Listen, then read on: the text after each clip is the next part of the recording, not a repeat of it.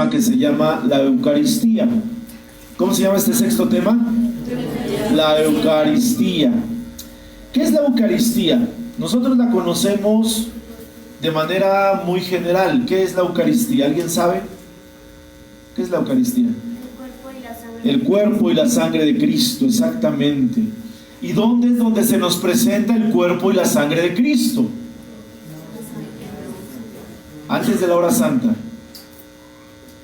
¿Dónde se presenta el cuerpo y la sangre de Cristo? ¿Dónde el sacerdote invoca al Espíritu Santo para que se presente el cuerpo y la sangre de Cristo? En la misa. En la misa. Por eso entonces en este tema vamos a hablar de la Eucaristía y vamos a tratar algunos puntos de la misa.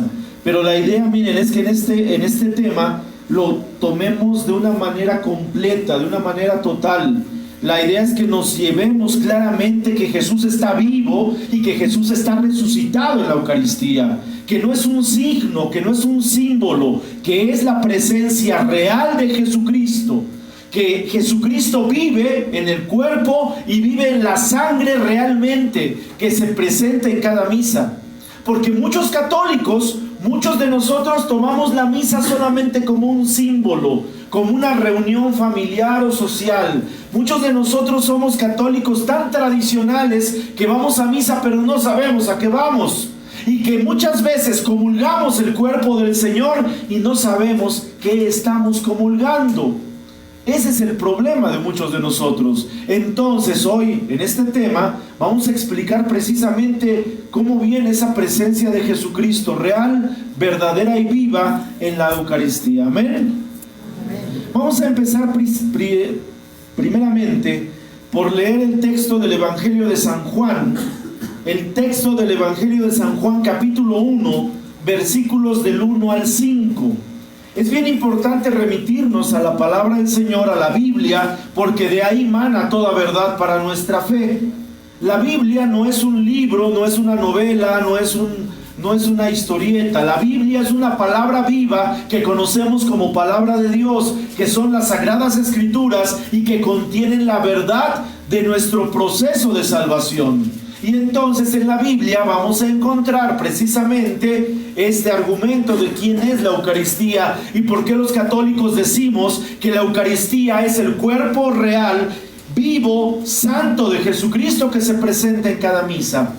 Entonces es el Evangelio de San Juan capítulo 1, versículos del 1 al 5 para los que traen Biblia, para los que no pongamos atención a lo que nos dice el Señor. Dice la palabra de Dios: al principio existía la palabra estaba junto a Dios y la palabra era Dios. Ya al principio ella estaba junto a Dios. Todo fue hecho por ella, por la palabra, y sin ella no se hizo nada de cuanto ha llegado a existir. En ella estaba la vida, y la vida era la luz de los hombres. La luz que resplandece en la oscuridad y que la oscuridad no ha podido sofocar. Palabra del Señor.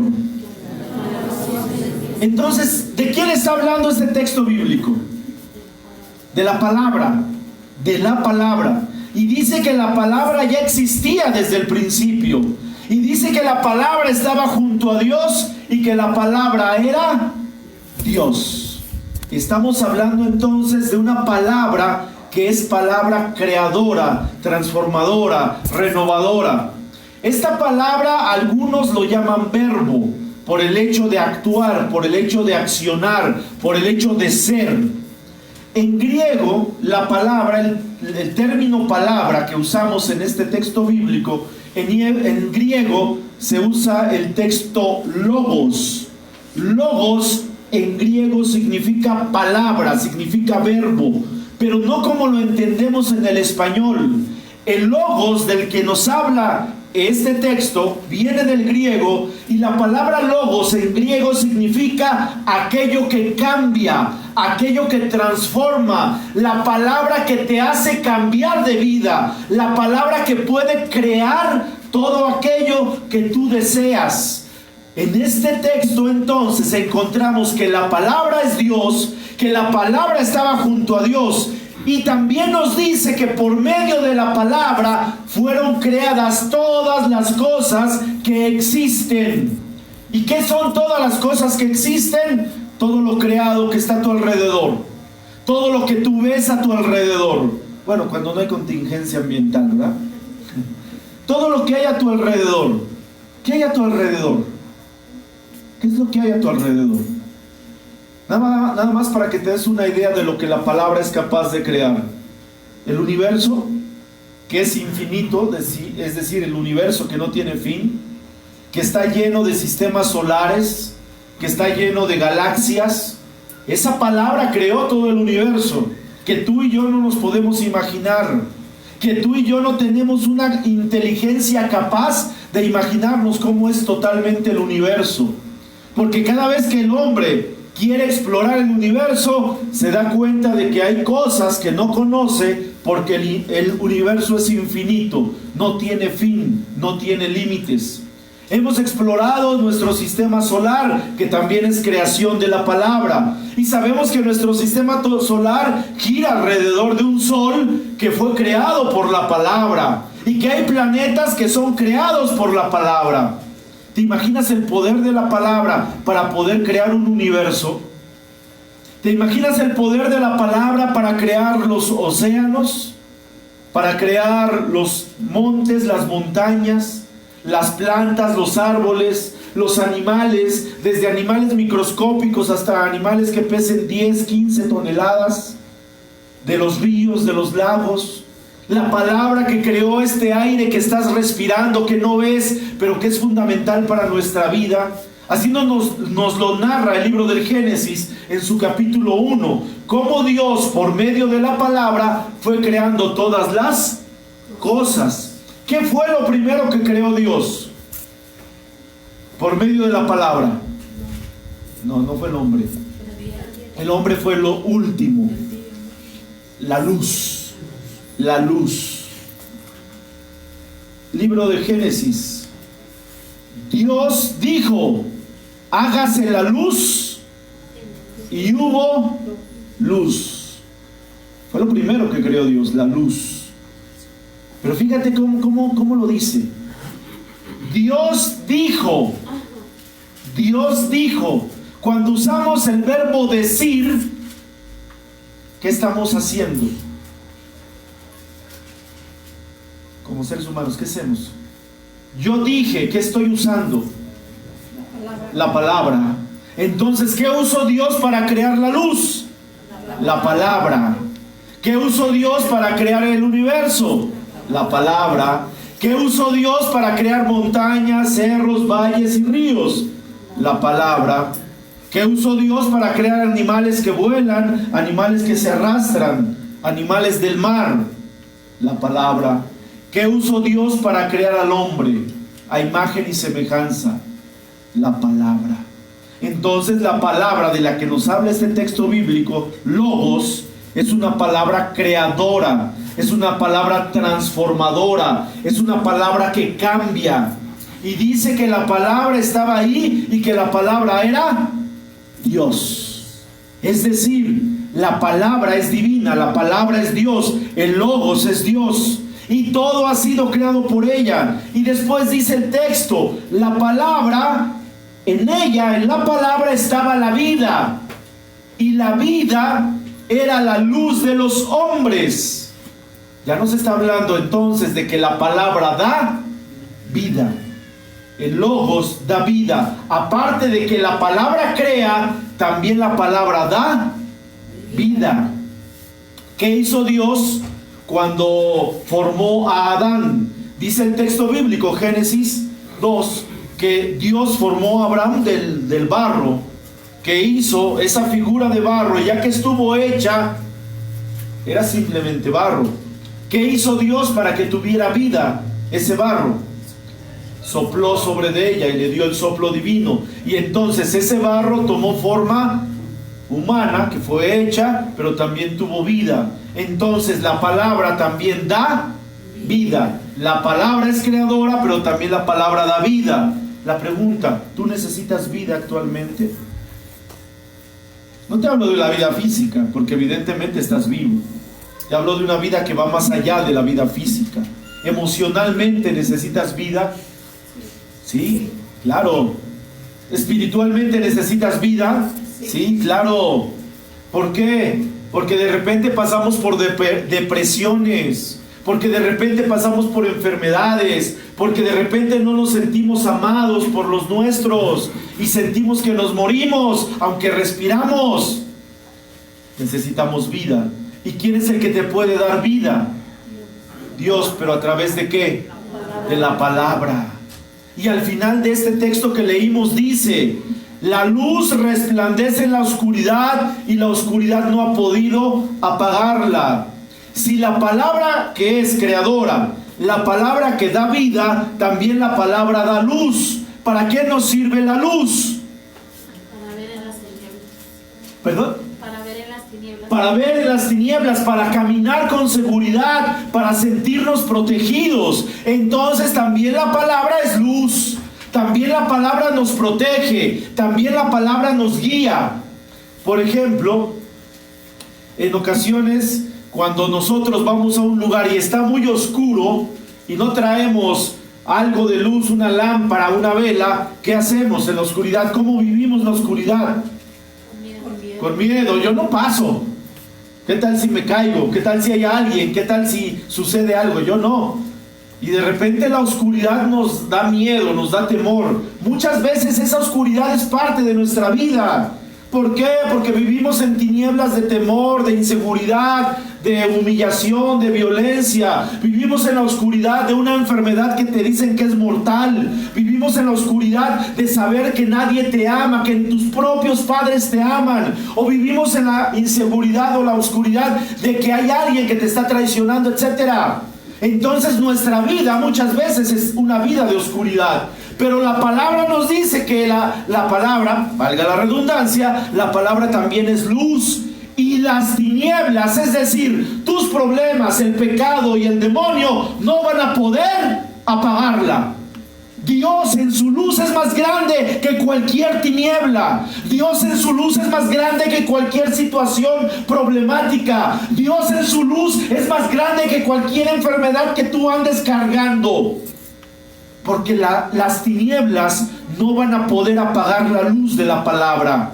Entonces tenemos en este principio que la palabra tiene tres grandes cualidades. La palabra es creadora, porque crea el universo y todo cuanto existe. Segunda, que la palabra es ¿qué? La palabra da vida. Y tercero, la palabra es luz. Palabra que crea, palabra que da vida, palabra que es luz. Entonces también la palabra es Dios. ¿Sí me estoy explicando? La palabra es Dios por esas tres cualidades. Solamente Dios crea, solamente Dios da vida, solamente Dios es luz. Por lo tanto, la palabra es Dios. Si pasamos a ese mismo evangelio de San Juan capítulo 1, pero ahora nos vamos al verso 14, dice el texto de San Juan 1:14: y la palabra se hizo carne y habitó en medio de nosotros, y hemos visto su gloria, la gloria propia del Hijo único del Padre, lleno de gracia y verdad. Palabra del Señor. Lo voy a repetir. Y la palabra se hizo carne y habitó en medio de nosotros, y hemos visto su gloria, la gloria propia del Hijo único del Padre, lleno de gracia y verdad. Nuevamente, palabra del Señor. ¿Qué pasó con la palabra en este texto bíblico? ¿Qué pasó con la palabra? Se hizo carne, se hizo hombre. La palabra, Dios que es creador, Dios que da vida y Dios que es luz, pero que también en ese momento es espíritu, se hace hombre. Dios se convierte en un hombre y dice: y hemos visto su gloria, la gloria del Hijo único del Padre, lleno de gracia y verdad. ¿Quién es el Hijo único del Padre? Jesús. ¿Quién? Jesús. Entonces, ¿quién es la palabra? Jesús. La palabra que es Dios y que es espíritu, en su primer momento se convierte en hombre. Es decir, Dios se hace hombre, se encarna. Precisamente dice, se hizo carne. Dios se encarna, se hace hombre en un vientre de una mujer, de una niña, de una adolescente llamada María. Ahí está la imagen de la señora. Dios entonces, viendo que la naturaleza humana está llena de pecado y que el pecado causa la muerte y que Dios no nos creó para ser parte de la muerte, sino de la vida, entonces Dios manda a su Hijo, que es la palabra, que se encarna de la Virgen María, y lo manda a rescatarnos. Por eso dice, la palabra se hace carne y habita en medio de nosotros como un hombre cualquiera. Entonces Jesucristo, al encarnarse de la Virgen María, toma forma y figura humana, imagen y semejanza de Dios. La palabra se hace hombre en Jesucristo. Jesucristo es la palabra. Y entonces dice aquí, hemos visto su gloria, la gloria del Hijo único del Padre, lleno de gracia y verdad. Con esto reafirma el texto bíblico que Jesús es Dios, pero también es hombre, y que Jesucristo fue puesto en manos de una mujer llamada María. ¿Alguien de ustedes tiene una idea de qué edad tenía la Virgen María cuando el ángel le anunció que iba a ser madre de Jesús? 18 años. ¿Alguien que diga otra cantidad? 14, 24. Los teólogos dicen que María tendría más o menos 15 años cuando fue madre de Jesús. 15 años. ¿Por qué? Porque en ese tiempo las jovencitas, las adolescentes, eran preparadas en el templo a esa edad para aprender las labores propias de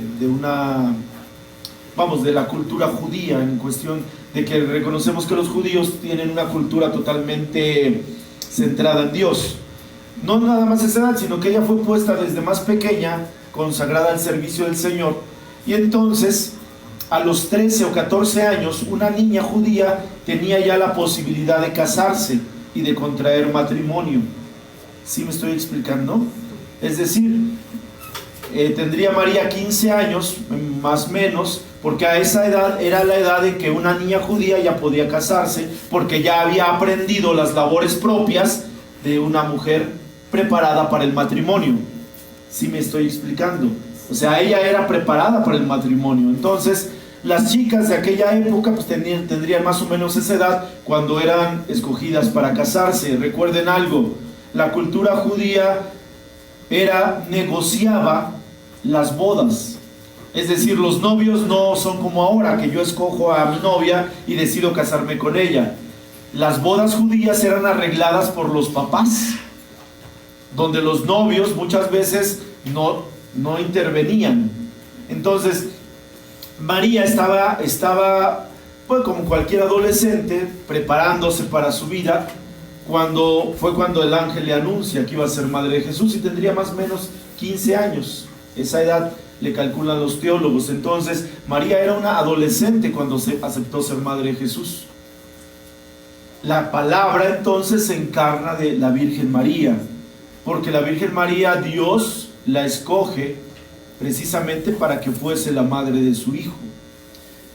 ¿Qué cualidades debería tener la Virgen María para que Dios escogiese su vientre para ser madre de su Hijo? ¿Qué cualidades tendría la persona de María para que Dios se fijara en ella y ella fuera la madre de Jesús? Evidentemente, cualidades por encima de la raza humana, ¿no? María no es Dios. María es hija de Dios como tú, como yo. Es decir, María tuvo una etapa de vida como la tuya y como la mía. La diferencia es que Dios le dio cualidades especiales para que fuera madre de Jesús. Una de esas cualidades es que se le llama la Inmaculada Concepción. Es decir, María nació sin mancha de pecado. ¿Por qué María nació sin mancha de pecado? porque el Hijo de Dios no podía habitar un vientre de una persona pecadora. Es tan puro, la palabra era tan pura que no podía ser puesta en un vientre de una persona pecadora. ¿Sí me estoy explicando? Por eso María tiene cualidades por encima de cualquiera de nosotros. Y entonces Jesús es puesto en el vientre de María de la manera más natural, ¿no? De la manera más natural Jesucristo se desarrolla en el vientre de María hasta que nace. Por eso a Jesucristo se le da el nombre de Emmanuel. Así lo anunció el ángel. Le dijo a María: tendrás un hijo al que le pondrás por nombre Emmanuel. ¿Alguien sabe qué significa Emmanuel? Dios en medio de nosotros, Dios con nosotros, Dios con nosotros. Es decir, Jesucristo habita como un hombre que comparte con todos. Jesucristo nace de la Virgen María. Jesucristo es un niño. Jesucristo es un adolescente que va creciendo. Jesucristo vive sometido a José, el padre adoptivo de Jesús. Jesús vive sometido a María. Jesús aprende un oficio que era el de carpintero. Jesús tiene que trabajar. Jesús tiene que realizar labores propias del pueblo judío. Es decir, Jesucristo crece como una persona común y corriente hasta los 30 años, que es cuando es bautizado, y entonces Jesucristo comienza su ministerio de salvación. Cuando es bautizado, se separa de la casa de María y empieza a reunir a sus discípulos y anda como predicador de pueblo en pueblo anunciando el reino de Dios. Duró 3 años esa predicación de Jesús. Entonces Jesucristo está encarnado, es carne, es Dios, es hombre. Y Jesucristo convive con los hombres de aquella época. Jesucristo convive con las personas que eran sus vecinos, sus amigos, sus familiares. Esa parte es bien importante, porque Jesucristo entonces habita entre nosotros, como lo dice el texto, en medio de nosotros, con nosotros. Por eso es el Emmanuel. ¿Y qué pasa con Jesús una vez que se bautiza? Lo repito, empieza a predicar el Evangelio. Se bautiza con Juan el Bautista, se va al desierto, se va a preparar en el desierto 40 días de ayuno para que regrese entonces y empiece a predicar el Evangelio. Empieza a predicar, por ahí empieza a sanar a algunos enfermos, que era lo más vistoso de aquella época. Empieza a hablar de amor, empieza a hablar de perdón, empieza a hablar de Dios como Padre. Y entonces Jesús empieza a llamar discípulos. La gente iba a ver a Jesús, unos porque estaban convencidos de su palabra, porque Jesús es la palabra. Entonces imagínate, cuando Jesús habla, es la palabra viva, porque es Dios el que está hablando. Nosotros por eso usamos la palabra, porque ¿quién está hablando aquí? Dios. Es Jesús el que nos está hablando. Entonces la gente de aquella época por eso se acercaba a Jesús, porque hablaba tan convincente, porque tenía poder al hablar, que muchos cambiaban su corazón. Otros se acercaban porque querían un milagro. Otros se acercaban porque Jesús les daba de comer cuando multiplicó los panes. Algunos se acercaron, por ejemplo, como las hermanas de Lázaro, porque Lázaro había muerto y Jesús lo resucita. Como la hija de Jairo, una niña de 12 años que Jesús resucita. Como el hijo de la viuda, que también Jesús resucita. Es decir, Jesús, hecho hombre, pero siendo Dios, empieza a realizar signos y anunciar el reino de Dios, para que nosotros que lo escuchemos nos convirtamos, nos alejemos del pecado. Y entonces Jesús empieza a darnos ese mensaje de amor. Amén. ¿Hasta aquí vamos bien? Bueno, en el mismo Evangelio de San Juan, capítulo 1, pero ahora verso 29, vamos a encontrar la presentación de Jesús. San Juan 1, 29. Es cuando Juan el Bautista presenta a Jesús. Dice la palabra del Señor: al día siguiente, Juan vio a Jesús que se acercaba a él y dijo: este es el Cordero de Dios que quita el pecado del mundo. Palabra del Señor. ¿Cómo lo presentó el Bautista a Jesús? Como el Cordero de Dios, pero ¿qué más? que quita. O sea, aquí es claro, el bautista ve pasar a Jesucristo que va caminando por ahí, por donde él está bautizando, y le dice a las personas que estaban con él, es decir, señalando a Jesús, este es el Cordero de Dios que quita el pecado del mundo. La gente en ese momento quizás no entendió las palabras del bautista, porque en realidad no era un cordero lo que iba caminando, era una persona. Pero Juan el Bautista se estaba refiriendo al Cordero Pascual que se sacrificaba en el Antiguo Testamento para rememorar cuando Dios liberó a los judíos del pueblo de Egipto en época de Moisés. En esa época, en la época de Moisés, el pueblo hebreo, el pueblo judío era esclavo de los egipcios. Entonces Dios llama a Moisés y le dice, tú vas a liberar a mi pueblo, y este día de la liberación vas a reunir a las familias y les vas a decir, Dios nos va a liberar prontamente, entonces reúnanse con toda su familia dentro de su casa, que nadie se quede afuera. Ese día que se reúnan, tomen un cordero sin mancha, tomen un corderito de su ganado que no tenga defecto, que no tenga mancha, y lo van a sacrificar para comer su carne. La sangre de ese corderito la van a ungir en su puerta, porque Dios va a mandar un ángel que va a matar a todos los hijos primogénitos de los egipcios, como una señal de que Dios los está liberando.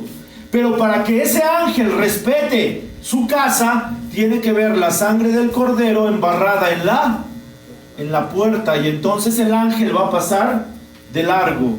La carne la cocinan con hierbas amargas y se la van a comer ustedes. Si ustedes y su familia es una familia de pocos integrantes, inviten a otra familia, porque no debe de quedar nada de ese cordero, todo se tiene que comer.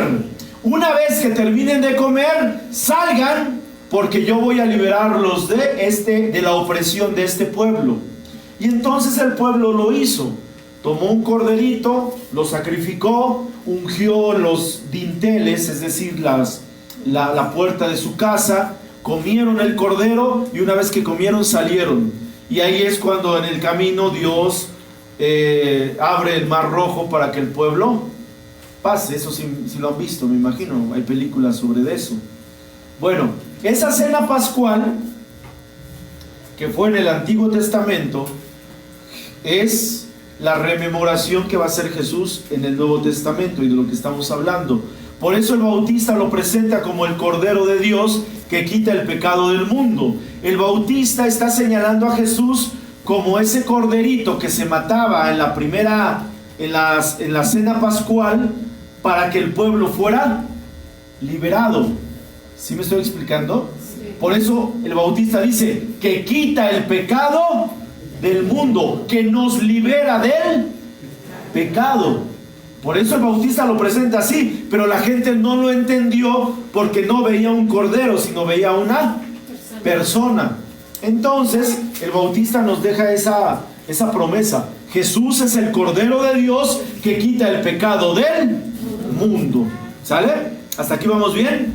¿O me regreso? No, ya no quieren oír. Bueno, luego entonces Jesús un día, predicando así a la gente, recuerden que Jesús salía a predicar a los lugares más recónditos, ¿no?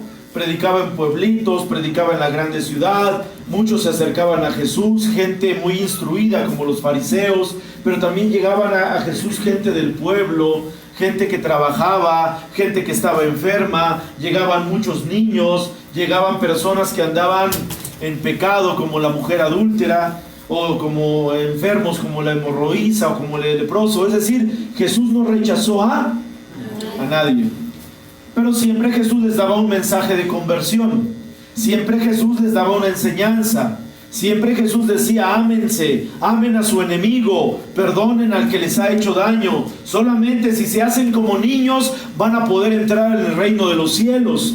Entonces Jesús predicaba, y un día en sus prédicas Jesús habla del mensaje o de la profecía eucarística. Es decir, Jesús habla de la Eucaristía. Esto está en el Evangelio de San Juan, capítulo 6, versículos del 53 al 55, que son palabras de Jesús y que dicen: Jesús le dijo en ese momento a los que estaban con él: yo les aseguro que si no comen la carne del Hijo del Hombre y no beben su sangre, no tendrán vida en ustedes. El que come mi carne y bebe mi sangre tiene vida eterna, y yo lo resucitaré en el último día, porque mi carne es verdadera comida y mi sangre es verdadera bebida. Palabra del Señor. ¿Qué está diciendo Jesús? Para los judíos de aquel tiempo les presenta Jesús algo que su mente no logra entender, algo que por lo cual rechazaron a Jesucristo y ya no lo siguieron, porque los judíos escucharon que Jesucristo dijo: quien no come de mi carne no tiene vida eterna, quien no bebe de mi sangre no tiene vida. Solamente quien come de mi carne y bebe de mi sangre va a tener vida, y yo lo voy a resucitar. Palabras que resultaron muy atrevidas para la cultura judía, que no logró entender de lo que Jesús hablaba. Jesús estaba hablando de la Eucaristía, Jesús estaba profetizando la Eucaristía, pero los hombres de ese momento no entendieron que Jesús hablaba precisamente de ese regalo que es la Eucaristía. Los judíos entendieron que era la carne de Jesús en ese momento, la sangre de Jesús en ese momento. Jesucristo deja este mensaje como preparación. Jesucristo deja este mensaje como profecía.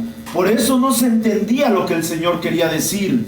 Por eso no se comprendía, y muchos dijeron: ¿cómo este hombre nos quiere dar a comer su cuerpo y cómo este hombre nos quiere dar a beber su sangre?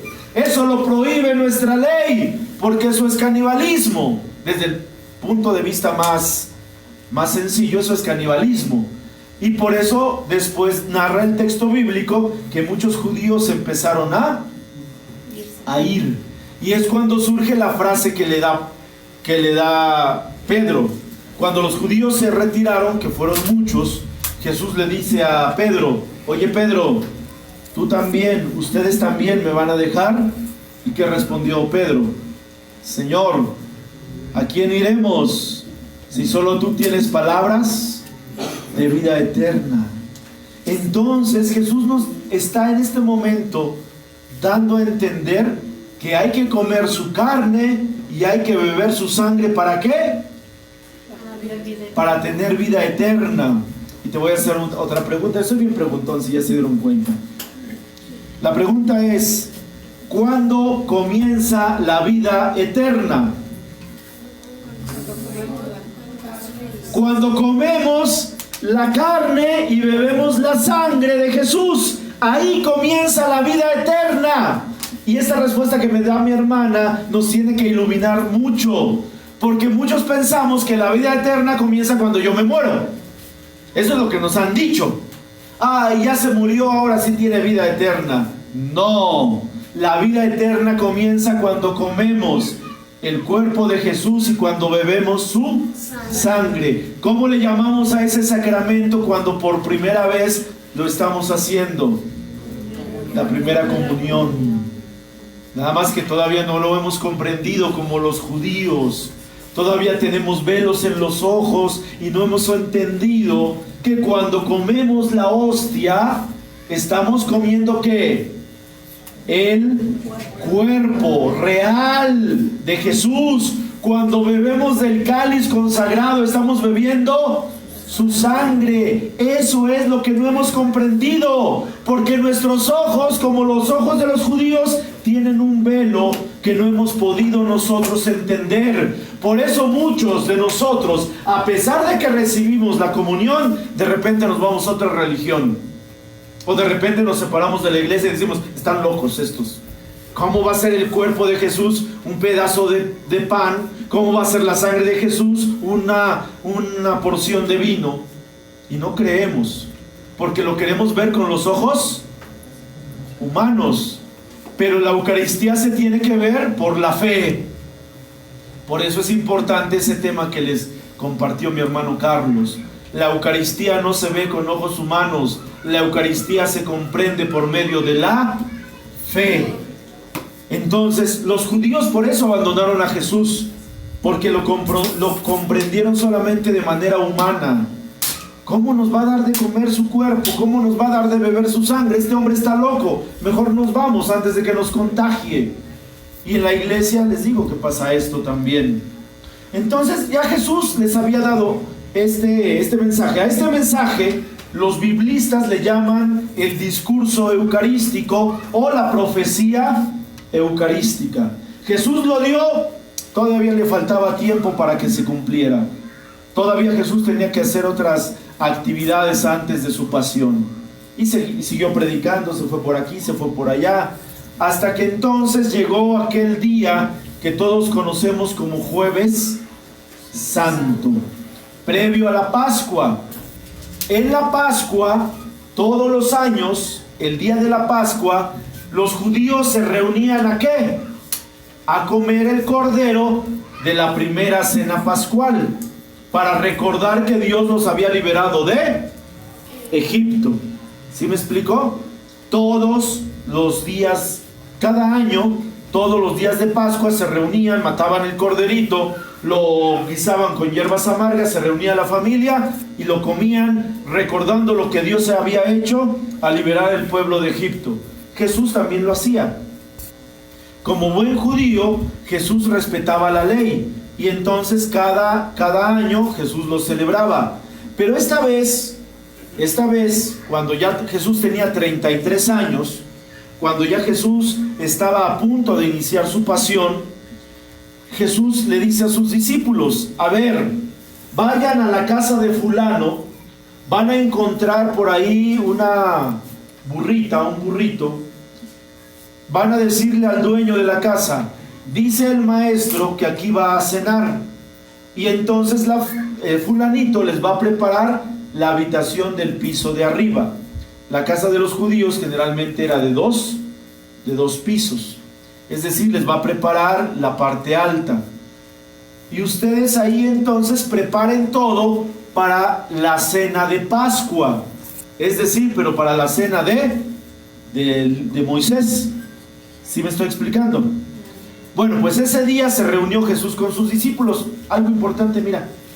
La indicación de Dios fue primero reunirse con la familia. Esa fue la primera indicación de Dios. En este caso, Jesús ya no se reunió con su familia, sino que se reunió con sus discípulos, que después fueron apóstoles, exactamente. Porque entonces ya esa era su nueva familia. Evidentemente había algunas mujeres que eran las que se encargaban de cocinar. La Biblia no nos dice quién. Posiblemente entre esas mujeres estaban las mujeres que seguían a Jesús: la Virgen María, María Magdalena, Juana, la esposa de Cleofas, y otras mujeres. Ellas no aparecen en el texto bíblico, pero lo suponemos porque ellas eran las encargadas de cocinar. Ese día Jesús realiza la cena pascual, es decir, comen el cordero. Esta cena pascual tenía algunas características. En la cena pascual se comía el cordero con hierbas amargas, y se tomaban en el transcurso de la cena, se tomaban 4 copas de vino. Eran 4 copas. Una al inicio para dar la bendición, una antes de comer el cordero, una después de comer el cordero y una para terminar la cena. 4 copas de vino. Así lo especifica la cena que se realizaba. Entonces Jesús realiza con sus discípulos primeramente la cena tradicional, la cena pascual. ¿Sí me estoy explicando?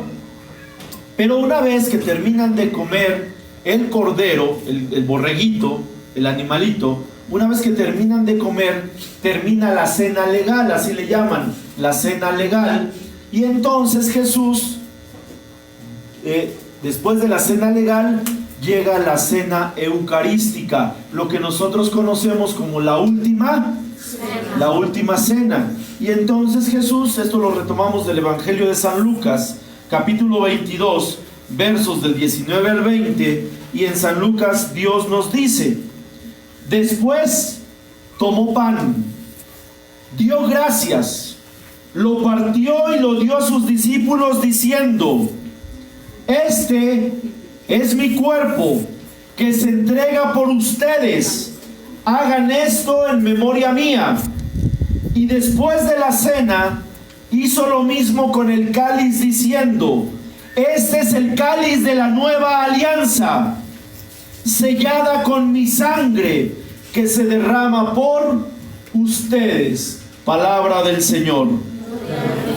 ¿Qué está haciendo Jesús en este momento? Está instaurando la Eucaristía, está instaurando la misa.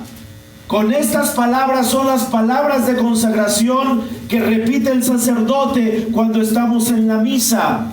Dice aquí Jesús, o dice el texto bíblico, que Jesús tomó el pan, lo presentó a sus discípulos y les dijo: esto es mi cuerpo, tomen y coman todos de él, hagan esto en memoria mía.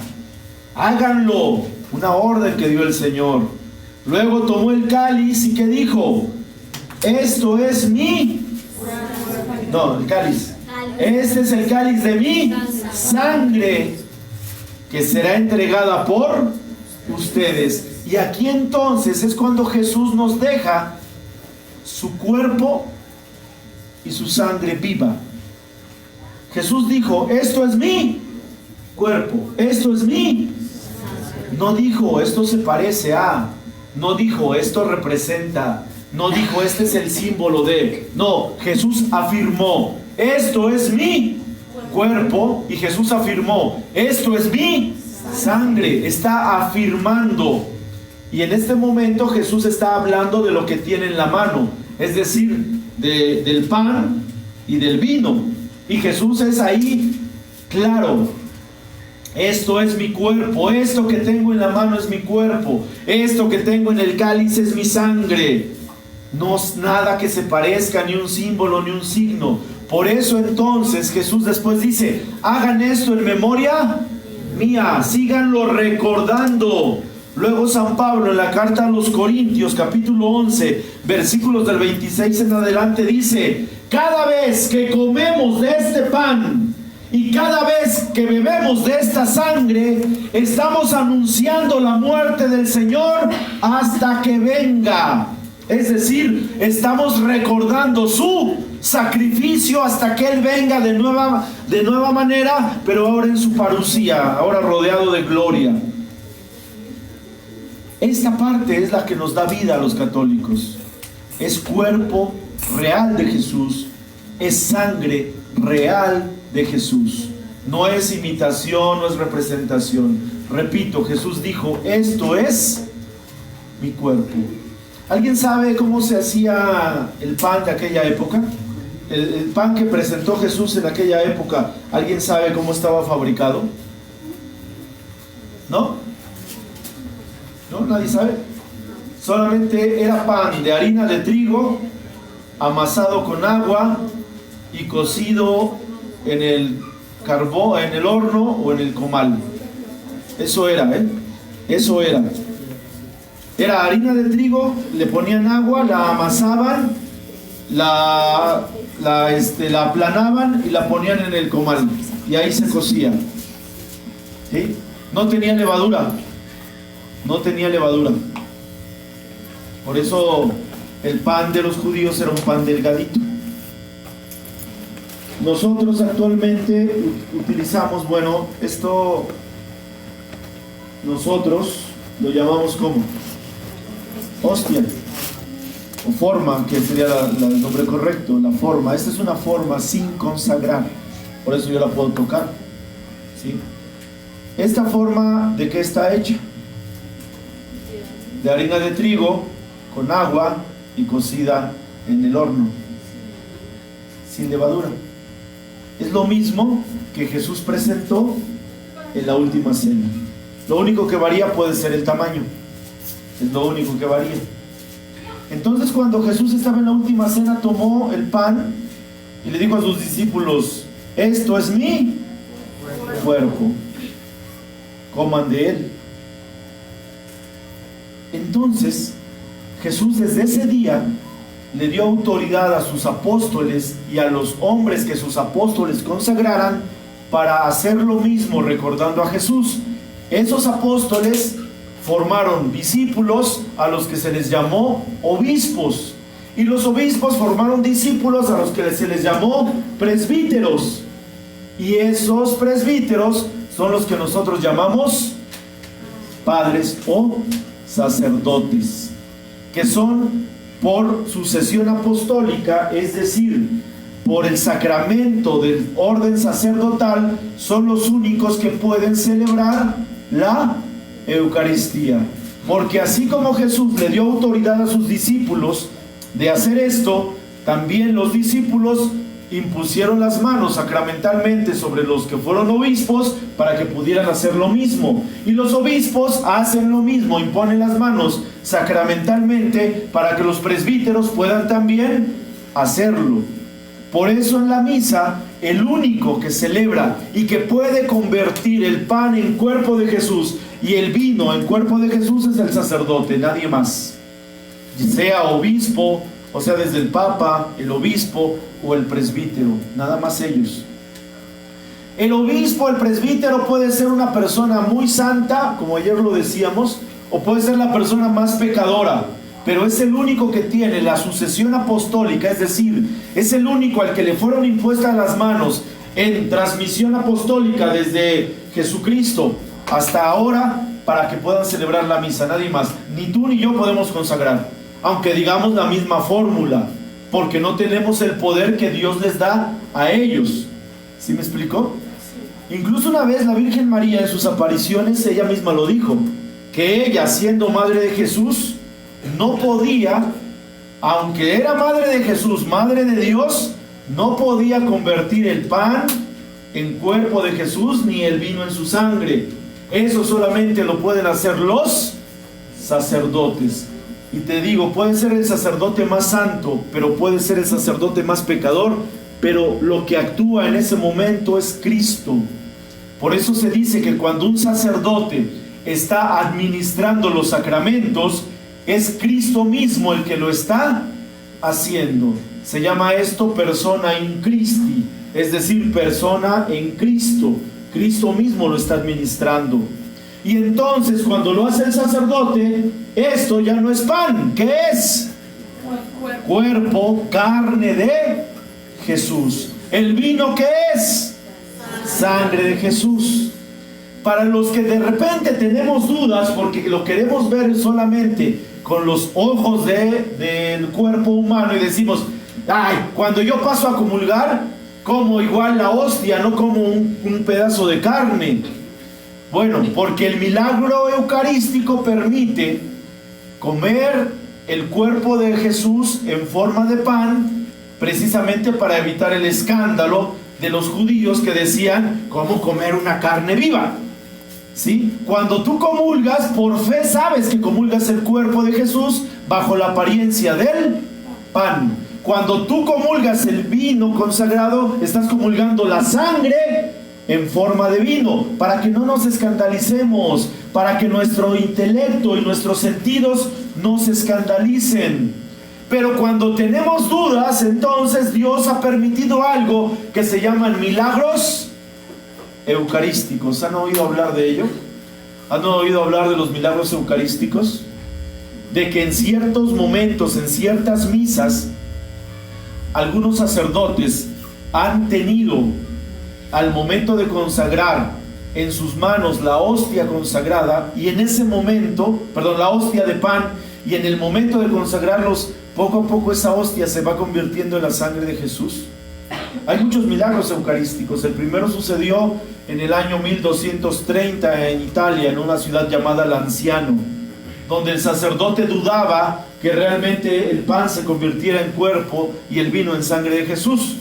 Ese día el sacerdote, recuerden que estamos hablando de 1231, las misas se hacía, el sacerdote estaba dándole de la espalda al pueblo y estaba en ad oriente, se le llama, es decir, de espaldas al pueblo frente al altar.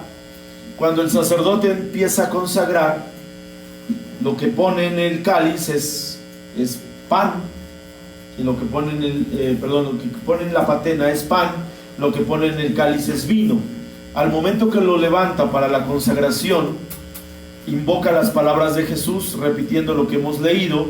Cuando baja la patena, se da cuenta de que la hostia tiene puntos rojos, tiene manchas rojas. Y entonces, delante del sacerdote, esta hostia se empieza a manchar de color rojo. Y el sacerdote se da cuenta de que es sangre y parte de carne, lo que ya tiene en las manos, que ya no es pan. Han pasado más de 800 años desde ese milagro. Los científicos lo estudian en el 1950, porque se conserva todavía esa forma. La estudian los científicos y descubren que es músculo del corazón de un hombre joven, y la sangre es tipo AB. Lo que encuentran en esa hostia es un músculo del corazón y sangre tipo AB. Y alguien va a decir, bueno, eso fue hace mucho tiempo, alguien pudo haber suplantado eso. Bueno, te la voy a poner más fácil. Hace 4 años en Guadalajara, aquí en México, en una parroquia de Guadalajara, un sacerdote todos los días se levantaba, antes de celebrar la Eucaristía, se arrodillaba frente al sagrario para hacer su oración. Ese día hace lo mismo el sacerdote, llega al sagrario, empieza a hacer su oración, y entonces abre el sagrario para verificar cuántas formas consagradas tiene, porque iba a haber misa. Abre el relicario y resulta que solamente hay una forma consagrada, pero que tiene manchas de sangre. El sacerdote se espanta porque es la primera reacción, y entonces empieza a ver que esas manchas de sangre siguen creciendo. Lo reporta con el obispo manda a recoger la forma, la recogen, la mandan a un laboratorio, y resulta que esa hostia ya no es pan, que esa hostia es músculo de un corazón de un hombre joven con sangre tipo AB. Lo mismo que pasó en Italia. Busquen en YouTube, los que tengan ese acceso, busquen al doctor Ricardo Castañón. El doctor Ricardo Castañón es un científico que antes era ateo, un científico ateo, un hombre de ciencia. Ricardo Castañón se llama. El doctor era ateo, y un día él sabe de un milagro eucarístico que sucedió en alguna ciudad, y entonces él va a investigar realmente qué es lo que está pasando, porque lo que él, como ateo, él dice que eso no es real, que eso no es cierto. Entonces, como ateo, pues llega con la ciencia por delante para demostrar que esa hostia y esas manchas rojas ni es cuerpo ni es sangre de nadie. Entonces le dan a él esta forma, la empieza a revisar, le hacen, él como científico la somete al proceso científico, de revisarlo mediante toda la tecnología, mediante microscopios, mediante cualquier tipo de, ¿cómo se le llama?, de producto químico. Estudia, lo revisa una vez, lo revisa 2 veces, 3 veces, y al final se da cuenta de que es carne, músculo de un corazón y sangre tipo AB. Y a partir de ello, el doctor, que era ateo, se convierte y se bautiza como católico. Y él se dedica a estudiar todos los milagros eucarísticos que suceden en el mundo, a validar si son ciertos o si son falsos. Y entonces él ya se volvió una autoridad en la materia, porque aplicando la ciencia ha descubierto que esos milagros eucarísticos son cuerpo y sangre de Jesús realmente. Y esto nosotros, yo en lo personal, lo creo por fe. O sea, yo creo realmente que Jesús está en la Eucaristía. Cuando nosotros entonces estamos recibiendo la hostia consagrada de manos del sacerdote o del ministro, pero que fue consagrada en la misa, tú ya estás recibiendo a Jesús dentro de ti. Tú ya estás en comunión. Cristo está en comunión contigo. Cristo y tú se están haciendo uno. Por eso es importante que podamos comer y beber el cuerpo y la sangre del Señor, porque solamente así vamos a tener vida, y vida eterna, es decir, para siempre del lado de Dios. Por eso, hermanos, si alguno de ustedes puede comulgar porque tiene los sacramentos, hay que ir al sacramento de la confesión, porque también dice San Pablo algo importante. Viene en 1 Corintios 11, 27, 30. Dice San Pablo: por eso, quien coma el pan o beba el cáliz del Señor de manera indigna, peca contra el cuerpo y la sangre del Señor. Examínense pues cada uno a sí mismo antes de comer el pan y beber el cáliz, porque quien come y bebe sin discernir el cuerpo, come y bebe su propio castigo. Por eso hay entre ustedes muchos enfermos y débiles, y son bastantes los que mueren por esta razón. Palabra de Dios. Es decir, cuando comemos el pan sin creer que es la carne de Jesús, estamos comiendo nuestra propia condenación, nuestro propio castigo, y por eso viene, es un pecado, la muerte. Por eso cada vez que nos acercamos al altar, hay que acercarnos creyendo que estoy recibiendo el cuerpo y la sangre de Jesús. Aunque me sepa a pan, no es pan. Aunque me sepa a vino, no es vino, es cuerpo y sangre. Ahora, si comes del cuerpo y la sangre sin haberte confesado, cargando un pecado grave, entonces también estamos comiendo nuestra propia condenación, nuestro propio castigo. Por eso, para acercarse a comulgar hay que confesar nuestros pecados graves. Esos pecados graves son los que nos mueven en nuestra conciencia: matar, robar, odiar, hacer trampa, ser corrupto, poner obstáculos, engañar. Esos pecados donde dañamos a otra persona son pecados graves. Antes hay que confesarlos para que ya limpios de conciencia podamos recibir el cuerpo y la sangre de Jesús. Hermanos, también no es que yo quiera imponerles algo. Si alguien de ustedes vive en unión libre, empiece a reflexionar, porque en unión libre no se puede comulgar. Y si alguien de ustedes decide casarse para poder comulgar, váyanlo reflexionando, porque nuestra vida está en el cuerpo y la sangre del Señor. Fíjate un testimonio que te cuento. Desde el mes de enero estoy participando en una estación de radio vía internet que se llama Megamix Radio. Estamos participando en un programa que se llama Conociendo mi Fe.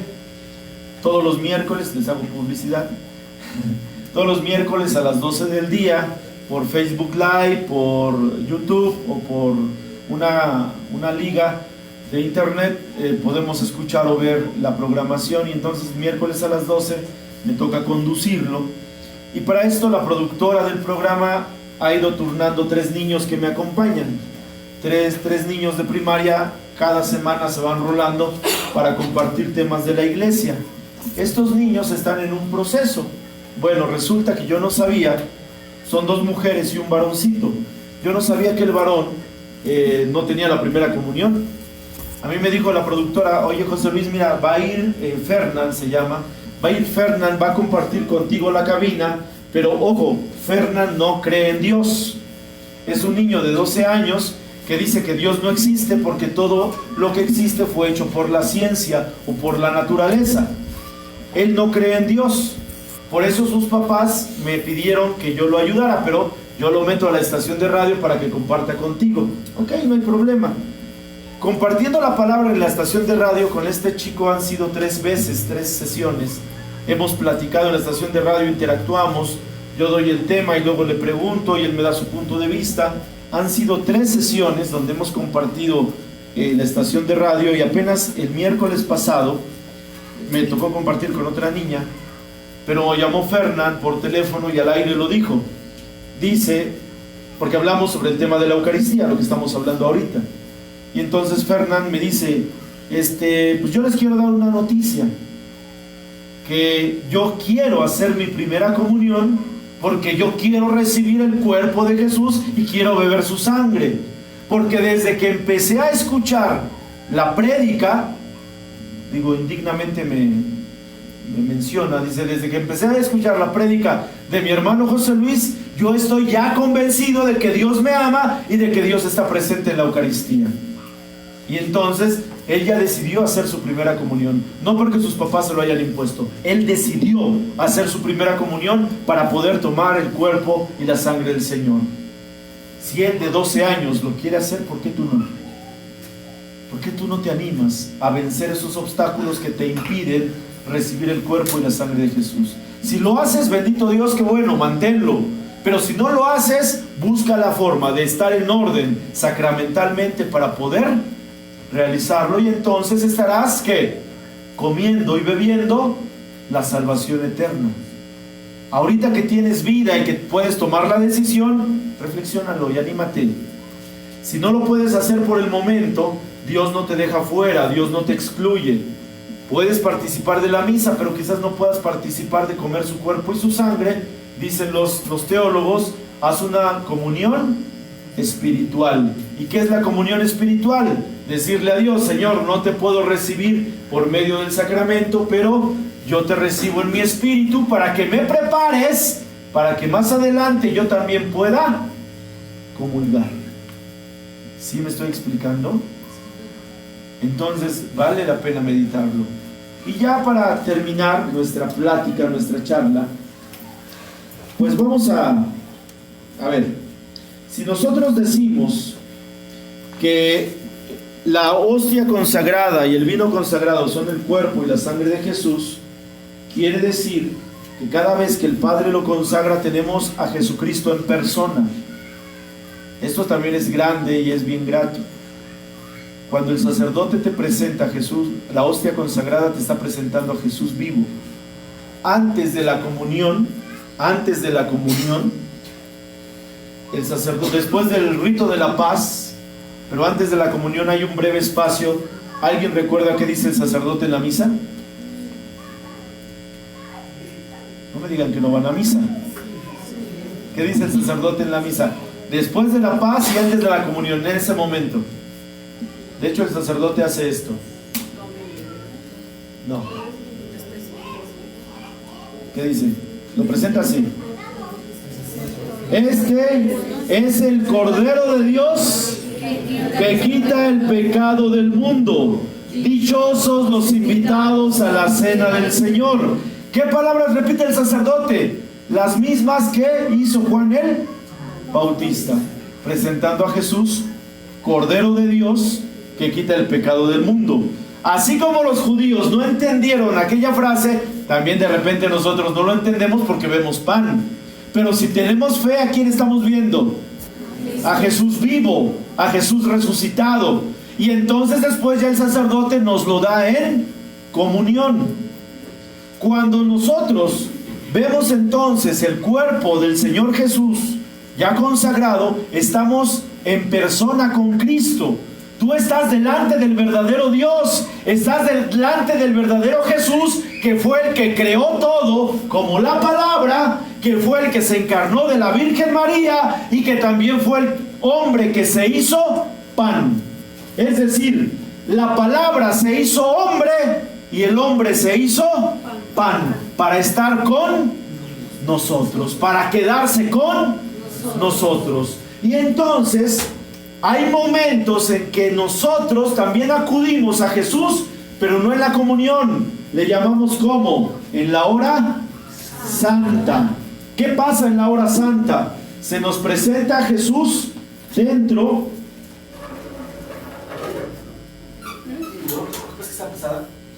de este ornamento.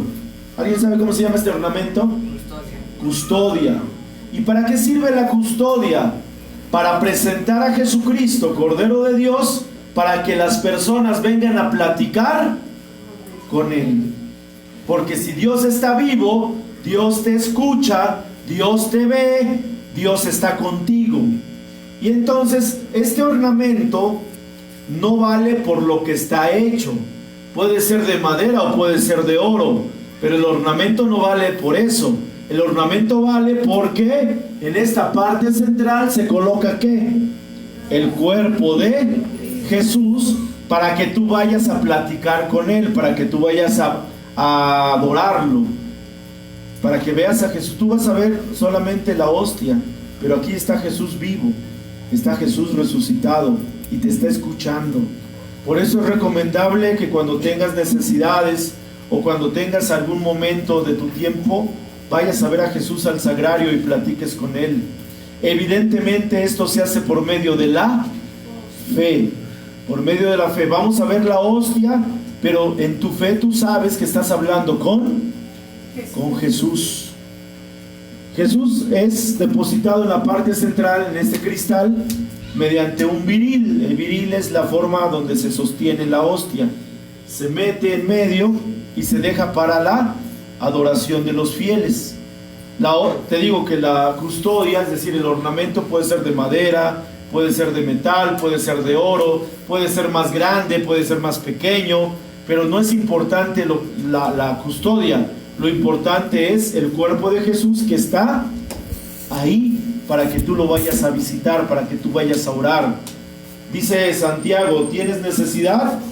Ora. ¿Tienes problemas? Ora. ¿Tienes enfermedad? Ora. Y qué mejor que venirlo a hacer delante de Jesús cuando está expuesto en la custodia. Todos los jueves hay hora santa y algunos días específicos. Son los momentos para que tengamos ese encuentro personal con Jesús. Si tuvieras a Jesús enfrente, ¿qué le pedirías? ¿Qué le dirías? ¿Qué harías? A ver, ¿qué harías? No vamos a ser como los políticos, que cuando viene un candidato, ahí va la borregada. Y alguien les dice: ¡vamos a echarle una porra al candidato! Y ahí van todos los borregos. Chiquitimón. Y algunos hasta se toman selfies con el candidato. Y otros hasta le besan la mano al candidato. Ya llega la gubernatura, llega la presidencia municipal. ¿Y qué pasó con ese candidato?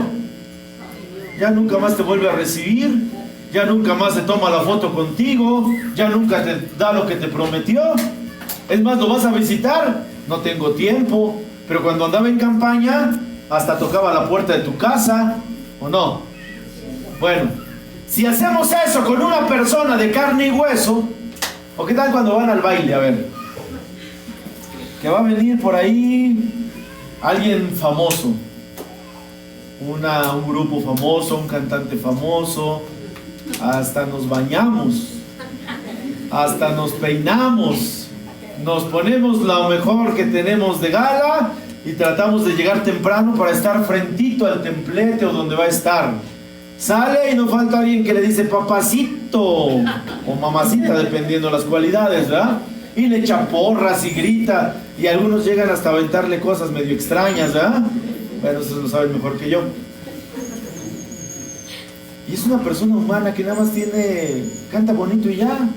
¿Él sabe que tú existes? No. Un día mi hijo me dice: papá, mira, Leo Messi está jugando con el Barcelona y juega bien bonito, yo quiero ser como Leo Messi. Y yo le dije a mi hijo: ¿y Leo Messi te conoce? Le digo: ¿tú conoces a Leo Messi? Dice: sí, juega en el Barcelona y es el mejor jugador del mundo. Y le pregunté: ¿y tú crees que Leo Messi te conoce a ti? No, pues no. Entonces, pero aquí la diferencia es que Jesús sí te conoce. Por eso hay que conocerlo a Él. Él sí te conoce y Él no te echa fuera.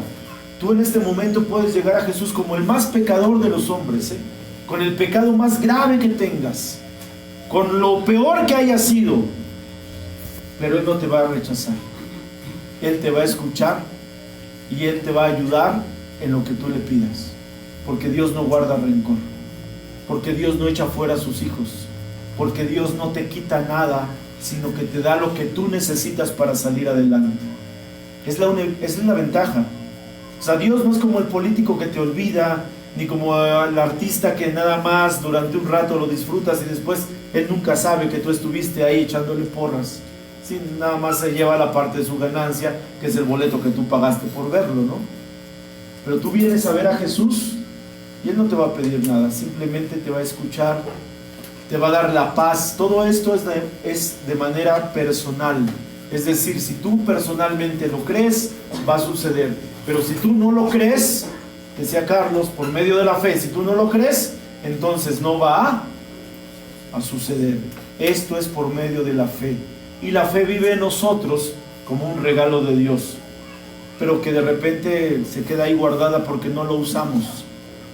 ¿Has comprado alguna vez un cacharro porque estaba bonito, lo compraste, lo usaste una vez y después ahí lo dejaste abandonado? ¿Alguna ropa quizás? ¿Algunos zapatos? ¿Algún artículo X? A mí me ha pasado. Lo compro, se ve bonito, lo ocupo una vez y después ahí se me olvida. Y ya cuando lo llego a ver o me lo llego a encontrar, porque muchas veces no sé ni dónde lo pongo, ya como lo encuentro, polveado, dañado.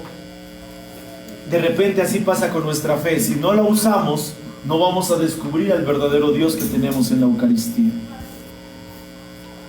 Vamos a cerrar este momento, pero no lo vamos a cerrar aquí. Vamos a tener un encuentro personal con Jesús, Eucaristía. Lo vamos a tener allá en la parroquia. Nos vamos a trasladar, ahorita yo les aviso en qué momento. Vamos a ir a la parroquia porque se va a presentar el Señor delante de nosotros en la Eucaristía. Para muchos de ustedes va a ser el primer encuentro que van a tener con Cristo, Eucaristía. A lo mejor para algunos de ustedes ya han tenido otros encuentros con Jesús. Lo que sí te digo es, ahorita que llegue Jesús, tú empieza a platicar con Él de lo que nazca en tu corazón. Platícale tus broncas, platícale tu situación, con confianza, como se lo platicas al amigo, a la comadre, al esposo, a la esposa, al hijo, tal cual. Sé sincero con Él, sé transparente con Él y dile: Señor, mira, tengo esta bronca, es económica, es esta enfermedad, es esta situación de mi esposo, de mi esposa, de mi hijo. Mira, tengo a mi esposo enfermo, tengo a mi esposa enferma. Mira que necesito trabajo. No sé qué tengas en tu corazón ahorita. Me siento vacío, me siento triste, siento que no me aman. No sé qué tengas. Pero lo que sí te aseguro es que si tú lo vacías delante de Jesús, Él te va a responder desde ahora. Por eso vamos a aprovechar esto, vamos a tener un momento de oración delante de Jesús. La vamos a dirigir nosotros, los servidores de este retiro. Te vamos a decir qué hacer. Tú confía en Jesucristo, tú confía en el Señor. No lo veas con los ojos que solamente ven un pedacito de pan. Velo con la fe, que estás viendo un pan, pero que es cuerpo de Jesús. Y cuerpo significa vivo, cuerpo es resucitado, cuerpo es real. Evidentemente a quien van a exponer es una hostia consagrada por el sacerdote que se guarda en el sagrario, la van a depositar en una custodia y nos lo van a presentar como Jesús. Amén. ¿Quieres encontrarte con Cristo? Sí. ¿Quieres tener ese encuentro con Cristo? Entonces mira, te invito a que ahorita en orden vayamos a la parroquia y tratemos de ocupar todas las bancas que están enfrente para que no nos quedemos alejados de Jesús. Pueden salir ahorita y en orden nos vemos en la parroquia para estar ahí recibiendo el cuerpo y la sangre del Señor, el cuerpo de Jesús. Amén.